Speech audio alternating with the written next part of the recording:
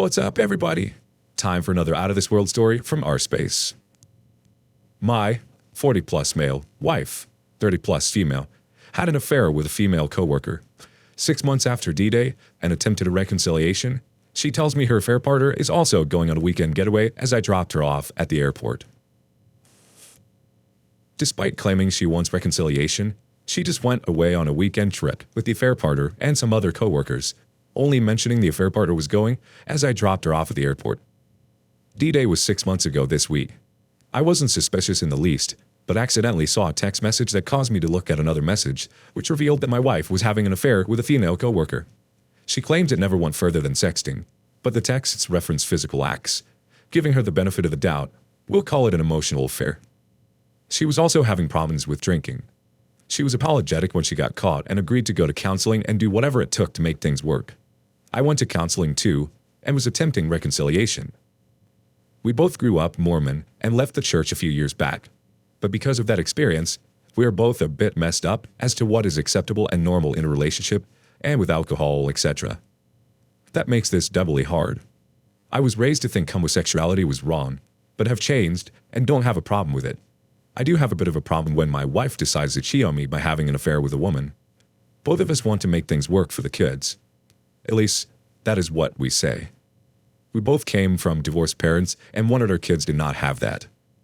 Cutting off her affair partner or coworker was not really possible given the circumstances. I asked her to not be involved with her outside of work. She agreed. She also cut back on drinking and going out. She said that she was open and willing to do whatever. Gradually, I noticed that she was still being sneaky from time to time. After I caught her and confronted her, she no longer texted regularly with the affair partner on text messages. Instead, she went to Snapchat, where I could see she was the most recent message, but couldn't see what was shared.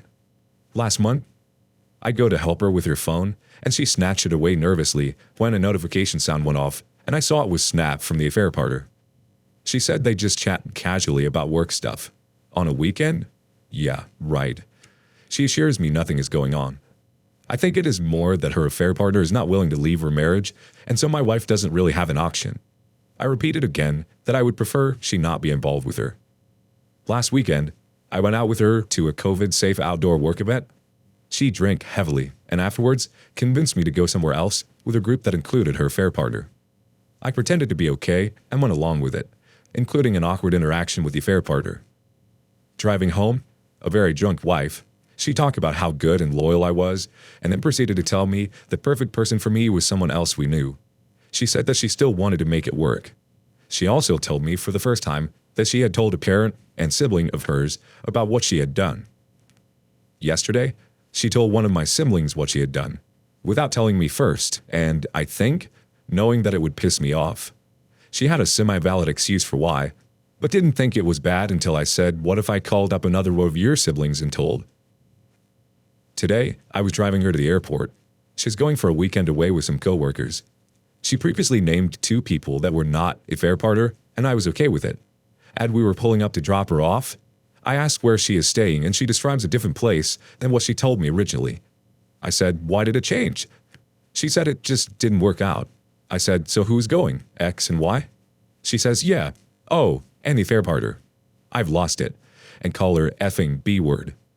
I took her to the drop, and we talked for a couple minutes. She tried to gaslight me and said we talked about this. I told you. I said, "No, you didn't," and I know she knows we didn't by the way she disclosed it to me. She promises that nothing is happening between them, and I said I don't know that, and I have no reason to trust you. She tells me she doesn't love the affair partner. She just liked the friendship and got caught up in it. Also, said that the affair partner doesn't want to destroy her own marriage. I told her that she needed to figure out what she wants out of life, and she says I want this in her family. I said your decision doesn't reflect that. I told her to take the weekend to think about it. After I left, she called to apologize and said she should have been honest with me and that she doesn't know why she's being like this. She offered to stay home. I told her no, she should go and have fun and think about if that is what you want. She said, "You should do the same." I said, "I know what I want. I'm not the one that went and had an affair. I'm still here despite what you've done." I said you really need to think about the consequences, reminding her that divorce is expensive. I said I'm not saying that to threaten you, just to say that you should know I won't be taken advantage of in that situation. She knows that financially, we are stronger together. It has been 6 months, and this is the closest I have been to calling it quits. I know some will see that as the best option. Others may not. I wanted reconciliation and knew that it wouldn't be easy, but she is making it even harder. Based on what I've written, I'm guessing most of you can see the writing on the wall better than I can. She is probably done, right? Should I keep trying? Is there anything to salvage, or just cut my losses and stop the status quo? Am I stupid? Well, community, he's asking. Let him have it. Black 2108 starts it off. Dude, I'm going to be blunt as possible because you have literally done everything wrong. Your wife is a cheater and a liar. She will never stop having sex with this woman. You just gave your wife permission to spend a sex marathon weekend with her affair partner. After this weekend, I don't think your wife will have any more respect for you and will know that she can walk all over you and still keep her family. When she comes back, she will lie to your face and say she wants to stay married to you and will not see her affair partner anymore. But she will continue to see her affair partner while stringing you along. What you should have done, when you first found out about her cheating, was to let the other woman's spouse know so they could help keep them apart. Then, you should have told her she needs to be looking for another job because there's no way she can keep working with her affair partner. Then, you should have let her know that she needs to go to therapy to figure out her issues and why she decided to cheat. Also, she should have informed her that you guys would be having an open device policy moving forward. Your wife has really played you like a fiddle, and I fear she will play you for the rest of your marriage. She has no intentions of not having this woman in her life, and you don't seem to have the backbone to enforce boundaries. What person knowingly gives their partner permission to spend a weekend with the affair partner and then expects an honest relationship when they return? This is a new one for me. I've never heard of anyone doing this before. A next response comes from Seemed Like Fun. This is on you. She has no reason to change because you are all noise and no action. Sorry to be so harsh, but you have done nothing to change her assessment of you as not deserving her respect. Encouraging her to take a trip with coworkers who obviously knew what was going on? Come on, man. All right, OP, what do you have to say for yourself? Thank you for all the responses. It's not easy to hear, but obviously I need to hear it. I didn't share every detail, obviously. There are other factors at play that I had to consider. Let's just say last year was a rough year for everyone, and we were no exception. All of this was on top of that rough year. I'm not going to make excuses for her. She does that on her own. But there were stressors at play that most people would cut her a little slack. She doesn't deserve as much slack as I have given her, though, that's for sure. I don't know what I can do. Her affair partner talked to me shortly after D-Day and said her husband knew. Based on the messages I saw and knowing my wife, I know my wife is a problem one pushing things. The coworker could cause a lot of problems for my wife, and it's not in my financial interest either way, stay or go, to have her job situation disturbed. She cannot leave her job. The affair partner recently started working elsewhere, but that clearly did not end things. Me Whirl, you get the last comment. You can leave her, period. She is playing you like a chump because you complain but do nothing. As long as you refuse to enforce severe consequences for her behavior, this will continue indefinitely. Frankly, I would have made sure when she landed that she had a text message waiting that you would need to talk over the divorce when she gets back.